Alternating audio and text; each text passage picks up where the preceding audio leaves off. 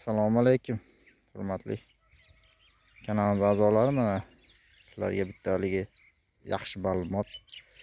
Qaranglar, ko'p odamlar shaftolilari burush bo'lib, qiyshayib, qing'ir qiyshiq bo'lib o'sadi-da.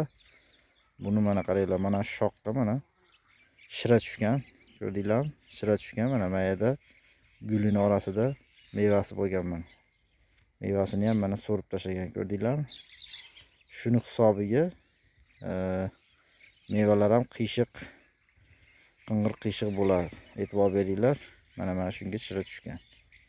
Shuning uchun ertaroq ishlovlarni olib borib, shu bahorda moyli preparatlar sepsanglar, ancha shiralarni 80-90% o'ldiradi. Qaranglar, mana shu yerga shira tushgan. Mana shunga sepilmagan moyli preparat. Mana shira tushmagan joylari mana tekis turibdi shaftolisi. Ko'rdinglar? Mana ular mana shira tushib, billa qo'shib so'rib qo'ygan sokini. Mana endi bu shaftoli shu holatda qiyshiq o'sadi.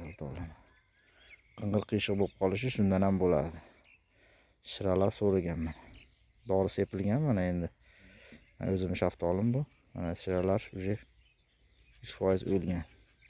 Mana bu yoqlarida yo'q, mana toza tanasi. Ko'rdinglar? Qing'ir bo'lib qolishi shundan ham bo'ladi.